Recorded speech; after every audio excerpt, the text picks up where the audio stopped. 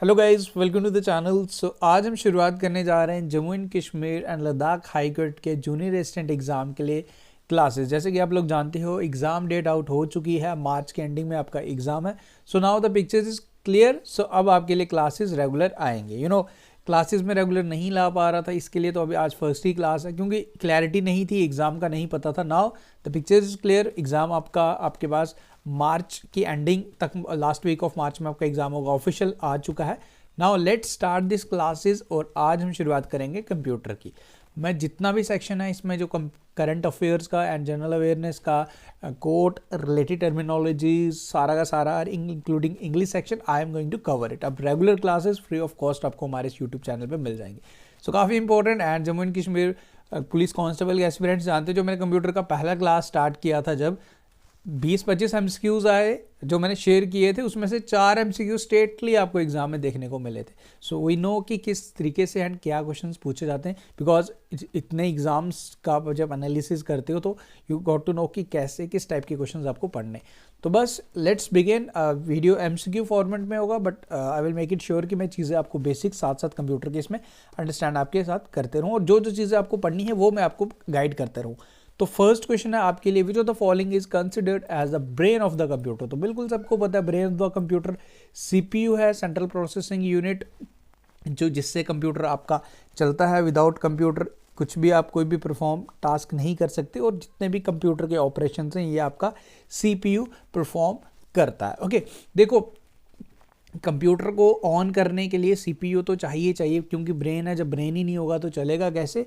कुछ और important terms भी होती हैं जो हम कंप्यूटर स्टार्ट करते हैं। देखो, जब कंप्यूटर, मैं बिल्कुल थोड़ा सा आपको बताऊंगा ज़रूर, ताकि आपकी अंडरस्टैंडिंग क्लियर होती रहे। देखो, जब एक कंप्यूटर है, जब आप उसे ऑन करते हो, उसका जो सबसे पहला, जैसे आपने स्विच ऑन किया, BIOS, जिसे हम बेसिक इनपुट आउटपुट सिस्टम बोलते हैं। Okay, basic input output system बोलते हैं। वो जो ऑन होता है वो एक फर्मवेयर है, परमानेंट चीज़ है, जो रोम में होता है। रोम और रैम का डिफरेंस भी मैं बताऊंगा। रोम में इसलिए रहता है क्योंकि रोम में जो भी चीज़ें हैं वो परमानेंट हैं। BIOS एक परमानेंट चीज़ है। अगर बिल्कुल बेसिक चीज़ ही नहीं होगी, बेसिक इनपुट आउटपुट सिस्टम ही आपका हिलेगा, यानी हिलने इन द सेंस कि जैसे जैसे रैम में चीज़ें होती है। आप वर्ड पे कुछ काम कर रहे हो, लाइट अचानक से चली गई, लाइट आपने सेव नहीं किया होगा डॉक्यूमेंट, तो डॉक्यूमेंट उड़ जाएगा, डॉक्यूमेंट नहीं रहेगा। वहीं सोचिए, अगर BIOS basic input and output system कहीं हम रैम में रखें, लाइट चली गई, तो फिर कंप्यूटर तो हमारा एक डब्बा बन गया। तो इसलिए बेसिक इनपुट आउटपुट सिस्टम ये आपका रोम में होता है, जो परमानेंट है। अभी मैं आपको सब चीज़ें बताने वाला हूँ। तो इस क्वेश्चन में क्या है जी, ब्रेन ऑफ द कंप्यूटर हम इसे किससे बोलते हैं, सीपीयू को बोलते हैं। ओके, अब आ गया हमारा अगला question, which type of memory is the non volatile and stores data permanently. वही क्वेश्चन आ गया जिसमें मैंने एग्जांपल आपको BIOS को बताया, जिसको हम बेसिक इनपुट आउटपुट सिस्टम बोलते हैं। तो नॉन वोलेटाइल चीज़ें कहाँ पे होती हैं, इसमें से इस बताना कि नॉन वोलेटाइल चीज़ें जो परमानेंट रहती हैं, जो आप लाइट बंद भी हो जाएगी तो वो नहीं जाएंगी, तो वो होती हैं रोम में, रीड ओनली मेमोरी। देखो, आपका कंप्यूटर ऑन हुआ, BIOS basic input output system load होगा, 1 से 10 से 40, 30 से 40 सेकंड लेके आप जब देखते हो कि सिस्टम आपका ऑन होता है, वो होती है कोल्ड बूटिंग। देखो, 2 टर्म्स की बूटिंग भी होती है। कई बार एग्जाम में क्वेश्चंस आप नोटबुक साथ रखें तो ज़्यादा बेटर रहेगा। वार्म बूटिंग बोलते हैं, कोल्ड बूटिंग बोलते हैं। वार्म बूटिंग होती है, पहले कोल्ड बूटिंग बताता हूँ। जब आपका कंप्यूटर सिस्टम ऑन होता है तो आपकी होती है warm booting. Basic input output system on हुआ तो उसके कोल्ड बूटिंग होगी। अब आप कई बार देखते हैं ना, जब कंप्यूटर को आप रीस्टार्ट करते हैं तो वो इतना टाइम नहीं लेता, वो आप रीस्टार्ट करते हैं ऑन हो जाता है, क्योंकि बेसिक इनपुट आउटपुट सिस्टम तो ऑलरेडी वो एक्टिवेट हो चुका है। तो उस टाइम होगी वार्म बूटिंग। ठीक है जी, तो ये बेसिक सा डिफरेंस आप याद रखना। अब ये इसमें क्वेश्चन पूछ रहा है कि नॉन वोलेटाइल, इसमें रोम है। मैं पूरा डिफरेंस भी आपको रैम और रोम का भी और भी चीज़ें मैं आपको बताने वाला हूँ, डोंट नीड टू वरी। देखो, आगे बढ़ने से पहले, अगर आप प्रिपेयर कर रहे हो सीरियस हो एग्जाम के लिए, मॉक टेस्ट देना भी इंपॉर्टेंट है, क्योंकि mock test is the second exam जो आप बिफोर द फाइनल एग्जाम देते हो, उसको देना, ये इनको देना काफ़ी ज़्यादा इंपॉर्टेंट। जो मैंने आपके लिए मॉक टेस्ट सीरीज स्टार्ट की है, इसमें आपको टॉपिक वाइज कंप्यूटर के जितने भी टॉपिक हैं, बेसिक कंप्यूटर के कंसेप्ट, टॉपिक वाइज कंसेप्ट आपको मिलेगा, प्लस GS सेक्शन के, करंट अफेयर सेक्शन के कम से कम 500 से 600 प्लस जो MCQs आपको मिलने वाले हैं। अभी स्टार्ट मैंने कंप्यूटर का कर लिया, इंग्लिश के मैंने अपलोड कर लिए, फुल लेंथ मॉक टेस्ट भी आपको 5 मिल जाएंगे। ये सब चीज़ें प्रैक्टिस आपको करनी है। देयर लॉट ऑफ क्वेश्चंस जो आपको मिल जाएंगे हमारे मॉक टेस्ट पे। ऐप को डाउनलोड करो जिसका लिंक डिस्क्रिप्शन में है। नॉमिनल सा प्राइस 149 रुपीज़ कॉस्ट रखा है इसमें। एनरोल करो एंड यकीन मानो कि अगर आप प्रॉपरली करेंगे तो आपके 100% सिलेक्शन के chances, but again the condition is कि आपको ऑनेस्टली हार्डवर्क करना। विदाउट हार्डवर्क कोई भी हमारे साथ जम्मू एंड कश्मीर पुलिस के एस्पिरेंट्स से जितने भी स्टूडेंट्स हैं ऑनेस्टली हम पे ट्रस्ट किया, हमारे मॉक टेस्ट और हमारे वीडियोज़ पर रिलाई किया, दे आर इन अब वो प्रिपेयर करें फिजिकल के लिए। But at the end you have to be sincere with your exam preparation. आप कहीं से और कहीं से भी कर लिए, देखो नॉलेज तो एक क्वेश्चन है, जितना भी आप लीजिए उतना कम है, बट एक चीज़ है कि बेसिक चीज़ आपको क्लियर करनी है। नेक्स्ट क्वेश्चन है विच of the following is an input device. तो देखो आपको इनपुट एंड आउटपुट डिवाइसेस आपको प्रॉपर्ली पढ़ के जाने, लिस्ट आपको पता होना चाहिए कि इनपुट डिवाइसेस कौन से हैं, आउटपुट डिवाइसेस कौन से हैं। एक क्वेश्चन जरूर आता है। अब इसमें से इनपुट डिवाइसेस कौन सा है जो आपने बताना है। देखो क्या मॉनिटर इनपुट है? नहीं जी, मॉनिटर पे तो आप देखते हो, प्रिंटर से आप प्रिंट लेते हो, स्पीकर से आप आवाज़ सुनते हो, but keyboard very important. Keyboard बिल्कुल आसान है बट स्टिल कई स्टूडेंट कन्फ्यूज हो जाते हैं। कीबोर्ड जो है जी ये आपका आ गया इनपुट डिवाइस। देखो कीबोर्ड हो गया, माउस हो गया, जॉयस्टिक हो गया, स्कैनर हो गया, आपका वेब कैम हो गया, माइक्रोफोन हो गया, ये सब आपके इनपुट डिवाइसेस हैं। अब मेजर आउटपुट डिवाइसेस में आपका मॉनिटर हो गया, प्रिंटर हो गया, कीबोर्ड हो गया, स्पीकर हो गया, हेडफोन्स हो गया, प्रोजेक्टर हो गया। तो ये सारे आउटपुट डिवाइसेस हैं। बिल्कुल आपने पढ़ा है ये आपको अच्छे से पढ़ के जाना है। विच of the following software directly manage the hardware components. तो हार्डवेयर कंपोनेंट्स कौन मैनेज करता है डायरेक्टली, आपको ये बताना है। तो ये चीज़ सबसे जो करता रहता सब कुछ देखभाल करने वाला कंप्यूटर की, जिसको हम बोलते हैं operating system. Without operating system कुछ भी चीज़ें पॉसिबल नहीं है। ऑपरेटिंग सिस्टम ही है जो सब चीज़ों को मैनेज करता है hardware components of the computer के। इसके बारे में पूरा वीडियो में बताऊंगा जब ऑपरेटिंग सिस्टम हम सेपरेटली करेंगे, बट होंगे सारे एमसीक्यू फॉर्मेट में, कंसेप्ट के साथ साथ मैं आपको करवाते रहूँगा। विच of the following is the smallest unit of data in the computer. तो सबसे स्मॉलेस्ट यूनिट अगर आपसे पूछे, कई बार एग्जाम में क्वेश्चन पूछता है, तो उसे हम बोलते हैं बिट। ओके, बिट को बेसिकली ये स्मॉलेस्ट डिजिट होता है एंड ये 2 फॉर्म्स में होता है, 0 एंड 1 की फॉर्म में। ओके, तो उसके बाद केबी होता है, जिसमें केबी में 1 केबी में अगर मैं बात करूं, देखो एक bits are usually embedded assembled in a group of 8 to form a byte. तो 8 जब बनते हैं, 8 बिट्स बनाते हैं एक बाइट। ये आपको याद रखना है। 1 केबी में कितने बाइट्स होते हैं? वो होते हैं 1024। ये पूरा क्रोनोलॉजी आपको पता होना चाहिए। 1 MB में कितने 1 MB डेटा मिलता है ना, जैसे अभी तो GB में मिलता है। 1 MB में कितने होते हैं? 1024 KB। वैसे ही 1 GB में कितने होते हैं? 1024 MB। और 1 टेट्राबाइट में कितने होते हैं? 1024 गीगाबाइट्स। तो ये चीज़ें आपको याद रखनी है। मैं आपको इसका PDF भी शेयर करूंगा, उसमें जो चीज़ें ऑरली में बता रहा हूँ वो भी मैं ऐड करूंगा। What does the LAN stands for? LAN की फुल फॉर्म क्या है? तो ये है जी लोकल एरिया नेटवर्क। इसके साथ साथ देखो पैन की फुल फॉर्म पूछता है, पर्सनल एरिया नेटवर्क। लैन हो गया, पैन हो गया। उसके बाद लैन तो मैं बता दिया, मैन पूछ देता है, वो होता है मेट्रोपॉलिटन एरिया नेटवर्क, वो आपको याद रखना है। उसके बाद WAN पूछता है, वो है वाइड एरिया नेटवर्क। मैं PDF शेयर करूंगा, जो चीज़ें ऑरली बता रहा हूँ वो वहाँ इंक्लूड होंगी। नेक्स्ट क्वेश्चन है which device converts the digital signal into analog signals and vice versa. Digital को सिग्नल में एंड एनालॉग को डिजिटल में, एंड इसका वाइस वर्सा ये है, इसको हम बोलते हैं जी मॉडम। वेरी इंपॉर्टेंट, ये आपको याद रखना है। मॉडम इंपॉर्टेंट है, जिसका मेजर रोल है जी, जो ट्रांसमिशन करता है आवर फोन लाइंस एंड इसको एनालॉग को डिजिटल एंड डिजिटल को एनालॉग में कन्वर्ट करता है। विच of the following is an example of system software. इसमें से एग्जांपल बताइए सिस्टम सॉफ्टवेयर का कौन सा है।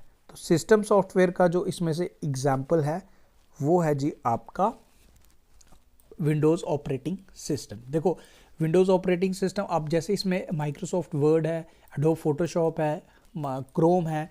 देखो ये जो 2 हैं, पहले ये 2 फर्स्ट 2 हैं, ये हैं जी आपके एप्लीकेशन सॉफ्टवेयर। एप्लीकेशन सॉफ्टवेयर वो होते हैं जो डायरेक्टली हम लोग यूज़ करते हैं, हम अपने काम के लिए यूज़ करते हैं। जैसे आपका वर्ड का PDF देखते हो, आप कोई भी सॉफ्टवेयर जो पर्टिकुलरली किसी फोटोशॉप हो गया, तो ये सारे आपके एप्लीकेशन सॉफ्टवेयर हैं, ये आपको याद रखना है। ओके, नेक्स्ट क्वेश्चन करते हैं।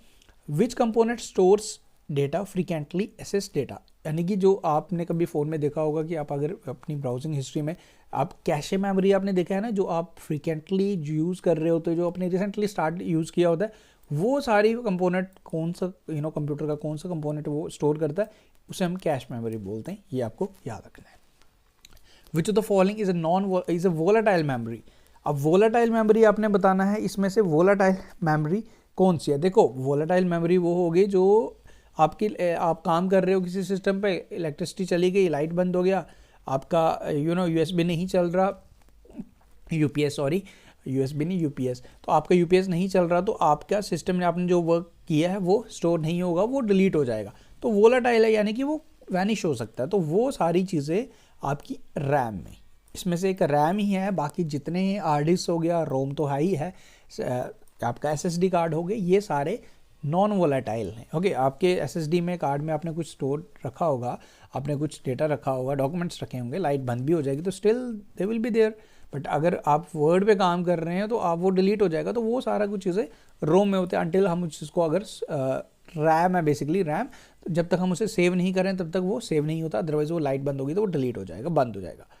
विच protocol is use to transfer files over internet. तो ये है जी FTP, जिसे हम बोलते हैं file transfer protocol. Full form directly I think ये क्वेश्चन आपसे पूछा गया था, तो FTP की फुल फॉर्म आपसे पूछी गई थी, आसान सा क्वेश्चन था, जिससे हम अपनी फाइल्स को ट्रांसफ़र करते हैं अपने इंटरनेट पे। तो फाइल ट्रांसफ़र प्रोटोकॉल।